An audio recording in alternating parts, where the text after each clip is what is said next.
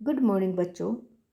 आज की इस वीडियो में हम गुणक और उसका कार्यकरण अर्थात investment multiplier and it's working, इससे रिलेटेड एमसीक्यू करेंगे। सबसे पहले निवेश गुणक क्या है। सबसे पहले हम आपको ये बताएंगे कि इन्वेस्टमेंट मल्टीप्लायर क्या है। तो प्यारे बच्चों, जो मल्टीप्लायर होता है उसको हम के से डिनोट करते हैं, के से डिनोट करेंगे। और निवेश गुणक यानी कि के क्या है? निवेश में होने वाले परिवर्तन के फलस्वरूप आय में होने वाले परिवर्तन का माप है। यानी कि जो इन्वेस्टमेंट मल्टीप्लायर है वो है निवेश में होने वाले परिवर्तन के फलस्वरूप आय में होने वाले परिवर्तन का माप है। ये होता है गुणक। और अब हम करेंगे इससे रिलेटेड बहुत सारे एमसीक्यू और इसकी working, multiplier and it's working के बारे में आगे विस्तार से जानेंगे। तो बच्चों, सबसे पहला क्वेश्चन हमारे सामने है, निवेश गुणक का सही सूत्र चुनिए। प्यारे बच्चों, अभी हमने बताया था कि जो निवेश गुणक का जो सूत्र है वो क्या होता है, के इक्वल टू 1/1 घटा MPC। ये बिल्कुल सही सूत्र है, क्योंकि के यानी कि निवेश गुणक और सीमांत उपभोग प्रवृत्ति का सीधा संबंध होता है इसमें। तो ये सही सूत्र है इसका। तो हम अपना ऑप्शन देखेंगे बच्चों, के इक्वल टू 1/1 घटा MPS, ये नहीं है। के इक्वल टू 1/1 घटा MPC, ये सही ऑप्शन है बच्चों। सी ऑप्शन है के इक्वल टू डेल्टा आई बटा डेल्टा वाई, ये नहीं है। डी है के इक्वल टू 1/1 घटा APS, ये भी गलत है। तो प्यारे बच्चों, हमारा बिल्कुल सही ऑप्शन है बी। तो ये हमारा ओके है। नेक्स्ट क्वेश्चन है हमारा, यदि सीमांत उपभोग प्रवृत्ति 0.75 है तो गुणक क्या होगा। बच्चों, हम फॉर्मूले में पुट करेंगे और फिर बताएंगे गुणक क्या होगा। प्यारे बच्चों, हमने जैसा कि अभी बताया था के इक्वल टू 1/1 घटा MPC, हम क्या करेंगे कि 1/1 घटा 0.75 हमने किया, तो हमारे पास क्या आ गया, 1/0.25 आ गया। एक में से माइनस किया तो अगर पॉइंट के स्थान पर हम 1 लगाएंगे और आगे 0 लगाएंगे तो ये हो जाएगा 25/100। और उलट देंगे इनको तो हमारे पास क्या आ जाएगा, 100/25। तो ये 4 जा पे गया और आंसर क्या आ गया, 4, यानी कि गुणक की वैल्यू होगी 4। अब हम अपना ऑप्शन ढूंढेंगे बच्चों। देखो बच्चों, ये अर्थशास्त्र है, यहाँ पर तुक्का बिल्कुल काम नहीं करेगा। हमने दिमाग लगाना है, फॉर्मूले में पुट करना है, फिर अपना आंसर ढूंढना है और पूरे कॉन्फिडेंस के साथ हम सही टिक लगाएंगे। पहला ऑप्शन 1 है, ये नहीं है। बी 0, ये भी नहीं है। और सी ऑप्शन 3 है, ये भी नहीं है। और डी ऑप्शन 4, ये हमारा बिल्कुल ठीक है, क्योंकि हमने फॉर्मूले में पुट कर कर देखा है। तो बिल्कुल 100% कॉन्फिडेंस के साथ आप सही उत्तर पर निशान लगा पाएंगे इस तरीके से। नेक्स्ट क्वेश्चन है, यदि MPC 0.8 है तो गुणक का मूल्य होगा। देखो बच्चों, MPC 0.8 है, फिर हम यहाँ पर फॉर्मूला में पुट करेंगे, जैसे हमने अभी बताया था 1/1 घटा MPC, ये होगा गुणक यानी कि के।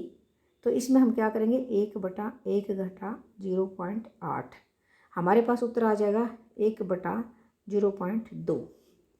तो बच्चों, अब हम क्या करेंगे कि इस 2 को पॉइंट हटा देंगे तो ये हमारे पास 2/10 आ जाएगा। उलट देंगे तो 10/2 आ जाएगा और 2 को 10 से भाग करेंगे तो 5 उत्तर आएगा। क्या आएगा, 5। अब हम अपना ऑप्शन देख लेंगे। ए ऑप्शन 1, बी 2, सी 4 और डी 5। बिल्कुल सही ऑप्शन हमारा डी है, क्योंकि हमने फॉर्मूला अपना करके ये निकाला है। नेक्स्ट क्वेश्चन हमारे सामने है बच्चों, यदि MPC 0 है तो गुणक का मूल्य क्या होगा। देखो बच्चों, ये board of school education Haryana 2011 में आया हुआ है, 2016 में भी आया हुआ है।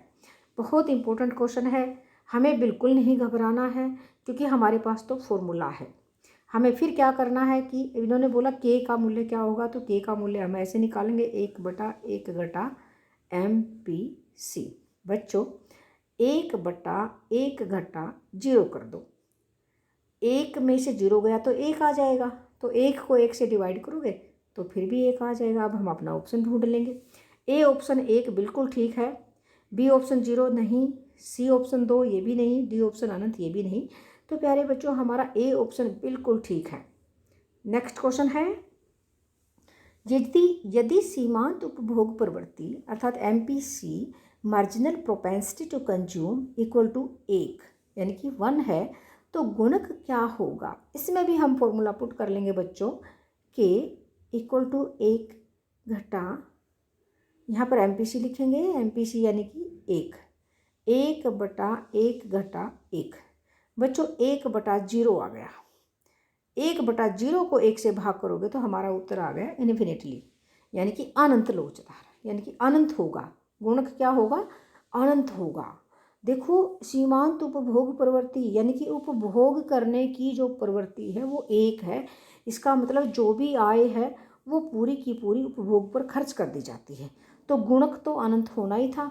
तो हमारा ऑप्शन सही क्या है, A0, B1, C2 और डी अनंत, ये बिल्कुल सही ऑप्शन है बच्चों हमारा।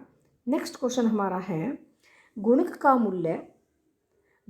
मूल्य इक्वल टू 1/1 घटा MPS, ये सत्य है या असत्य है। बच्चों ये बिल्कुल असत्य है। अब ये सोच रहे हैं असत्य क्यों है, क्योंकि अभी हमने बताया गुणक का मूल्य K इक्वल टू 1/1 घटा MPC, और यहाँ है MPS marginal propensity to saving, और यहाँ है consumptions marginal propensity to consume. ठीक है, तो यहाँ पर उपभोग की सीमांत प्रवृत्ति के स्थान पर बचत की सीमांत प्रवृत्ति दे रखा है, इसलिए गलत है। ओके, ये असत्य है। नेक्स्ट क्वेश्चन है, यदि निवेश में कमी आती है तो गुणक कार्य नहीं करता। बिल्कुल करता है, ये असत्य है। ये असत्य क्यों है, क्योंकि देखो बच्चों जब निवेश में वृद्धि की जाती है तो आय में कई गुना वृद्धि हो जाती है और निवेश की अनुकूल प्रक्रिया होती है। फॉरवर्ड एक्शन यानी कि गुणक का जो कार्यकरण है वो अनुकूल प्रक्रिया करता है, यानी कि आगे की तरफ बढ़ता है। लेकिन जब निवेश में कमी की जाती है तो भी गुणक कार्य करता है, लेकिन वो पीछे की ओर बैकवर्ड एक्शन लेता है। अब जैसे देखो हम डायग्राम बना देते हैं बच्चों, ये हमारे पास एक डायग्राम है। अब आप यहाँ पर देखेंगे ये है आई यानी कि एग्रीगेट डिमांड है ये, और हम निवेश में परिवर्तन करते हैं। देखिएगा ये डेल्टा आई है, इतना निवेश में परिवर्तन हो गया, और ये निवेश में परिवर्तन होने से बढ़ाने से क्या हुआ कि आय में दुगनी वृद्धि हो गई। ये देखिएगा ये है डेल्टा वाई और ये है डेल्टा आई।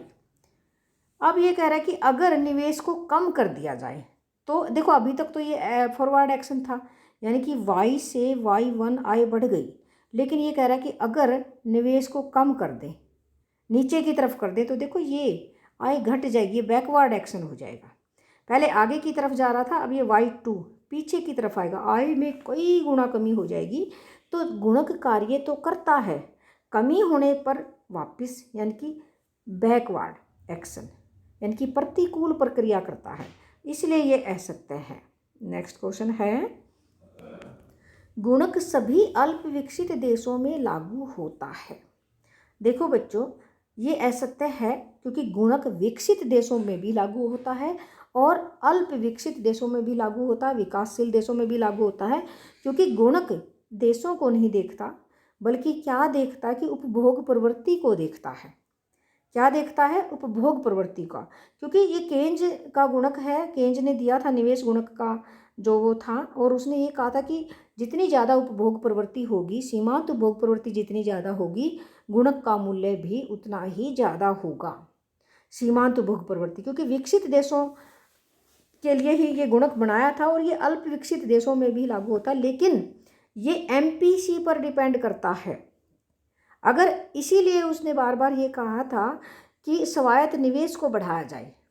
जो गुणक का जो संबंध है, के का जो संबंध है, वो ऑटोनोमस इन्वेस्टमेंट से है कि गवर्नमेंट खर्चा करे, सरकार खर्चा करे, पूरी दुनिया की जो अर्थव्यवस्थाएं हैं उनको ऊपर उठाने के लिए कि सरकार आगे आए, निवेश करे, लोगों को रोजगार दे, लोगों की सैलरी बढ़े, और जब लोगों की सैलरी बढ़ेगी तो लोगों को आय मिलेगी, यानी कि लोग खर्च करेंगे, लोग खर्च करेंगे। खर्च करने से क्या होगा, उनकी उपभोग प्रवृत्ति बढ़ेगी, और जब उपभोग प्रवृत्ति बढ़ेगी तो आय भी बढ़ेगी, और जितने गुना आय बढ़ेगी निवेश करने से उसको क्या कहेंगे, गुणक कहेंगे।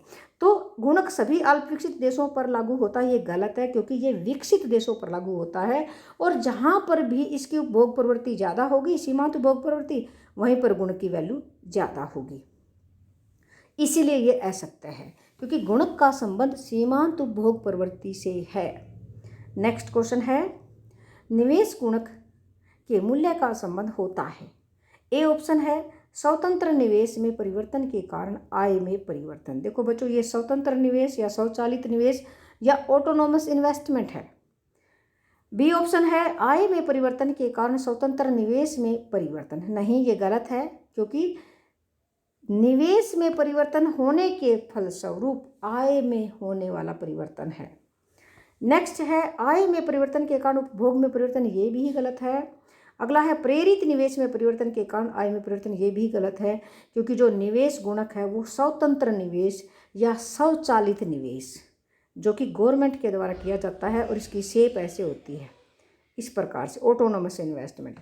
जैसे ही निवेश में परिवर्तन होगा और आय में कई गुना परिवर्तन होता है तो उसको हम क्या कहेंगे, गुणक कहेंगे, और जितने गुना परिवर्तन होगा वही उसका गुणक कहलाता है। तो ए ऑप्शन हमारा बिल्कुल ठीक है, क्योंकि स्वचालित निवेश या स्वतंत्र निवेश से संबंध है गुणक का। निवेश गुणक का जो संबंध है वो स्वतंत्र निवेश या स्वचालित निवेश से है। नेक्स्ट क्वेश्चन है गुणक। गुणक का जो फार्मूला है, यहाँ पर 4 ऑप्शन दिए गए हैं, यहाँ हमने ढूंढना है। पहला ऑप्शन है डेल्टा वाई बटा डेल्टा एस, ये गलत है। नेक्स्ट है डेल्टा वाई बटा डेल्टा आई, ये ठीक है। कैसे, क्योंकि अभी हमने बताया था निवेश में होने वाले परिवर्तन के फलस्वरूप आय में होने वाले परिवर्तन का माप है। ये क्या है, डेल्टा वाई बटा डेल्टा आई। अब ये देखो आगे है डेल्टा आई बटे डेल्टा वाई, ये उल्टा कर दिया, ये भी गलत है। डेल्टा वाई बटे डेल्टा सी, ये भी नहीं है। तो हमारा सही ऑप्शन कौन सा है बच्चों, बी। डेल्टा आई नीचे, डेल्टा वाई ऊपर। ये ध्यान रखना, डेल्टा आई, क्योंकि निवेश में परिवर्तन होने से आय में परिवर्तन होता है, और जितने गुना परिवर्तन होता है वही गुणक कहलाता है। ओके, नेक्स्ट क्वेश्चन है, यदि MPC 0.5 है तो गुणक का मूल्य होगा। बच्चों हम क्या करेंगे, हम फॉर्मूला अप्लाई करेंगे यहाँ पर 1/1 घटा MPC यानी कि 0.5, और जब 1 में से आधा जाएगा तो आधा ही बचेगा, यानी कि 0.5 हमारे पास बच गया, और 5/10 पॉइंट हटा देंगे, इसको उलट देंगे तो 5 2 जा 10, यहाँ पर 2 ऑप्शन हमारा सही मिलेगा। हम अब ऑप्शन देखेंगे, A 1, B 8, C 2, C option हमारा बिल्कुल ठीक है, और D 5 ये भी गलत है। तो बच्चों इस प्रकार से हमने फॉर्मूले के अंदर पुट करना है वैल्यू को, MPC की वैल्यू हो या MPS की वैल्यू हो, हमने दोनों तरीके से हमने काम करना है। तो अब आगे हम क्वेश्चन देखेंगे। अब MPS, जैसे हम बात कर रहे थे MPS आ गया है, इसका फार्मूला क्या होगा। देखो बच्चों, जब K गुणक का मूल्य पूछा है, K = 1/MPS, इसमें माइनस नहीं करना है, क्योंकि 1 में से अगर MPC घटाएंगे तो MPS आ जाता है। यहाँ पर देखो गुणक का और MPS का सीमांत बचत प्रवृत्ति का विपरीत संबंध है, क्योंकि जो बचत है वो आय का जो चक्रीय प्रवाह है उसमें क्या है, वापसी है, सॉरी ये क्षरण है तो लीकेजेज है।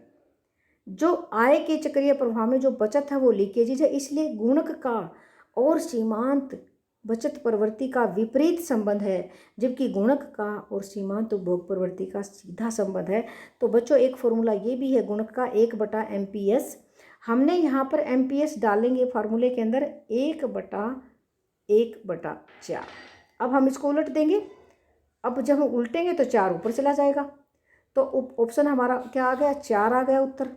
अब हम 4 ढूंढेंगे, गुणक का मूल्य होगा 4, ए ऑप्शन बिल्कुल ठीक है। बी 2, सी 8, डी 6 ये गलत है तीनों। तो हमारा सही ऑप्शन क्या है? ए ऑप्शन है। नेक्स्ट क्वेश्चन है, यदि गुणक का मूल्य 10 है तो उपभोग की सीमांत प्रवृत्ति होगी। देखो बच्चों, अब बिल्कुल उलट दिया है, दिखेगा के इज इक्वल टू 1/1 घटा एम पी सी। अब इन्होंने कहा है, वैल्यू दी है गुणक, यानी कि ये यहाँ पर 10 दे दिया, और अब ये पूछा कि एम पी सी क्या होगी। तो हमारे सामने बहुत बड़ा चैलेंज है। हम क्या करेंगे कि देखते हैं कैसे क्या होगा। तो हम क्या करेंगे, 1/1 घटा, अब हम अगर मान लीजिए देखिएगा हमारे पास अगर 0.1 आएगा ना तो 10 हो सकता है ये, क्योंकि 1 को 10 से भाग करेंगे 10 गुना आ जाएगा। अब 1 कैसे आए, एक में से क्या घटाए? देखो 1 में से अगर आप 0.8 लेते हैं तो 0.2 आएगा, जबकि जिसका के क्या होगा 5, वो नहीं हो सकता। 6 घटाएंगे तो भी गलत हो जाएगा, 2.5 आएगा। अब 9 घटा देते हैं, 0.9। देखो बच्चों, अब 0.9 घटाएंगे तो उत्तर आएगा 0.1। 1 का पॉइंट हटाने के लिए 10 और उलट देंगे तो 10 उत्तर आ जाएगा। तो हमारा सही ऑप्शन होगा सी। ठीक है, तो इस प्रकार से हमने निकालना है कि सीमांत उपभोग प्रवृत्ति होगी 0.9। ये बिल्कुल सही ऑप्शन है सी। नेक्स्ट क्वेश्चन है बच्चों, यदि एक अर्थव्यवस्था में 10 करोड़ का निवेश करने से आय में 50 करोड़ की वृद्धि होती है तो गुणक का मूल्य क्या होगा? बच्चों, हमें क्या करना है, अपना फॉर्मूला अपनाना है। हमने शुरू में सबसे पहले बताया था डेल्टा आई और ऊपर आ जाएगा डेल्टा वाई, ये हमारा फॉर्मूला है गुणक का। अब देखो, जैसा कि हमारी जो सम्स है उसमें क्या बोला है, एक अर्थव्यवस्था में 10 करोड़ का निवेश करने से, हमने यहाँ क्या लिखना है 10, और आय में जो वृद्धि होगी वो है 50। निवेश में 10 करोड़ की वृद्धि की और आय में 50 करोड़ की वृद्धि होती है, तो हम इसको काट देंगे 0 को 0 से।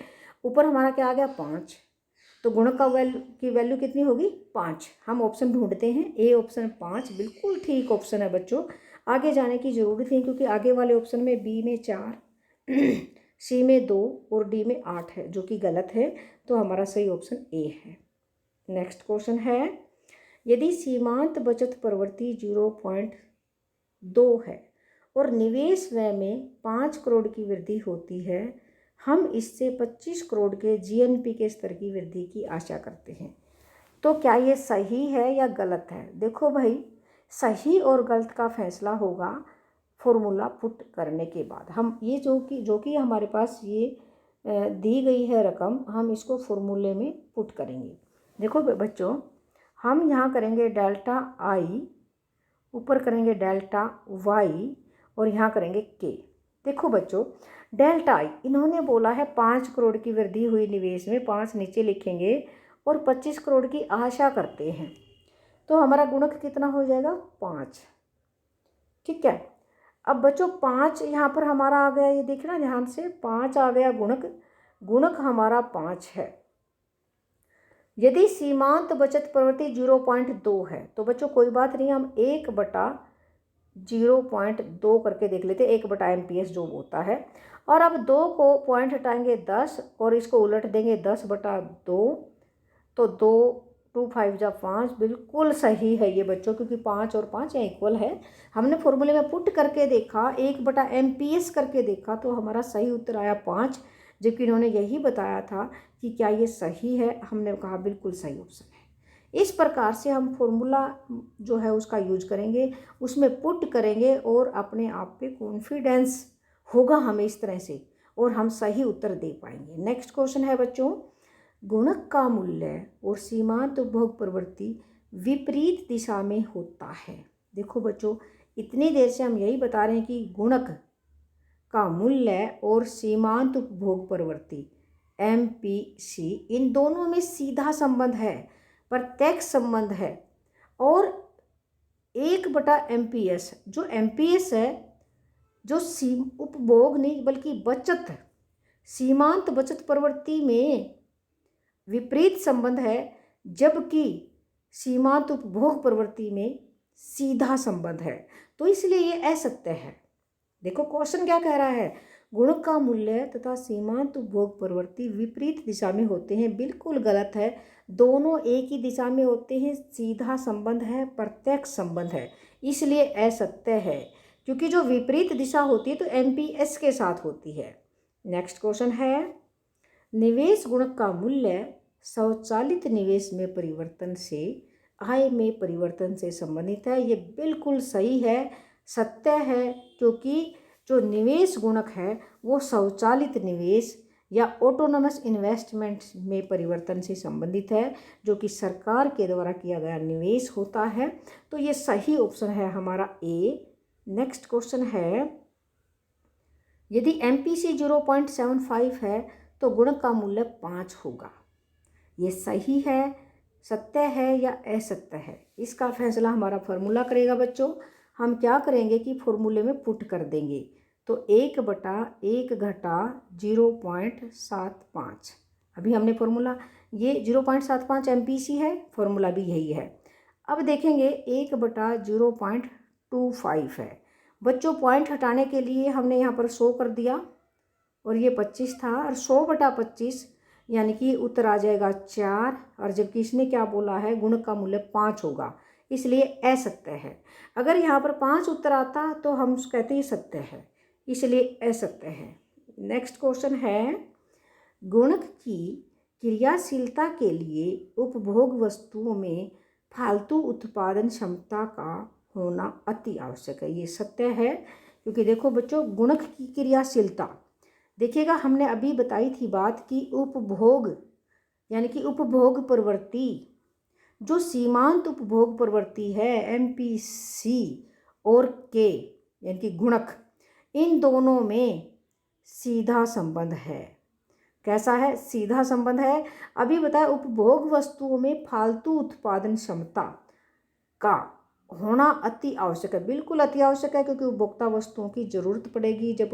जब उपभोग प्रवृत्तियों की उत्पादन क्षमता अधिक होगी, ज़्यादा की मांग होगी और ज़्यादा उपभोग प्रवृत्ति होगी, तो गुणक का कार्यक्रम उतना ही तेजी से होगा। क्योंकि जो उपभोग है और सरकार के द्वारा किया गया निवेश है, ये क्या होंगे, गुणक की क्रियाशीलता को बढ़ाने में सहायक होते हैं, इसलिए ये सत्य है।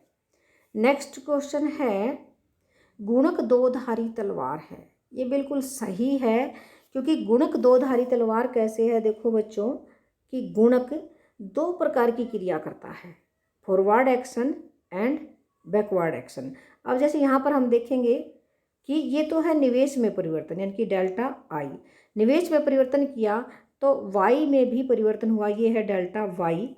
आगे की तरफ गया, निवेश को बढ़ाया, आगे की तरफ गया। अगर निवेश को घटा दोगे तो पीछे की तरफ आएगी इनकम, ऐसे बैकवर्ड एक्शन। ये था फॉरवर्ड एक्शन, यानी कि अगर निवेश में वृद्धि की तो आय में कई गुना वृद्धि हो जाती है।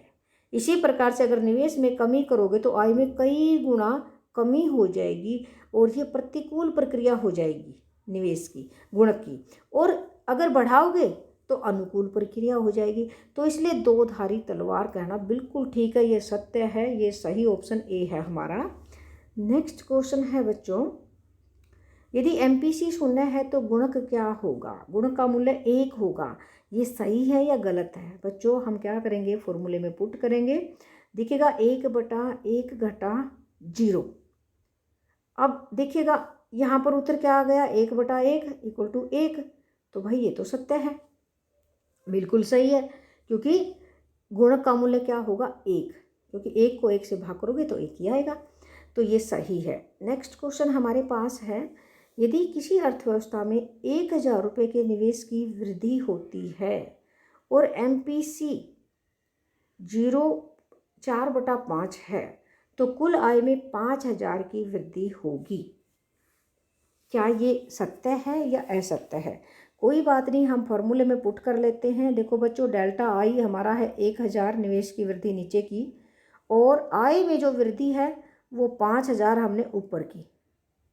अब देखिएगा हम क्या करेंगे, इनको काट देंगे तो जो गुणक है हमारा क्या हो जाएगा, 5 हो जाएगा।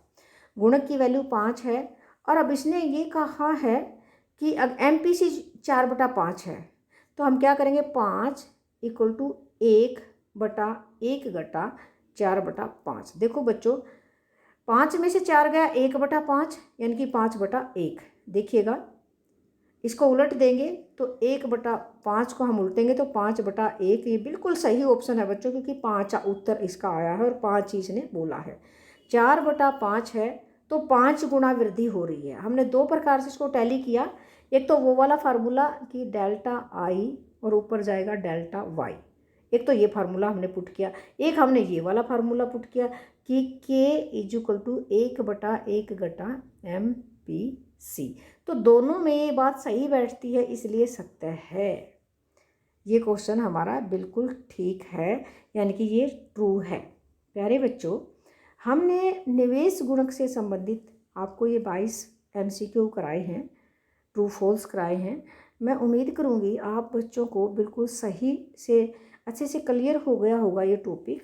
तो प्यारे बच्चों, अब हम मिलेंगे नेक्स्ट वीडियो में। Okay, thank you.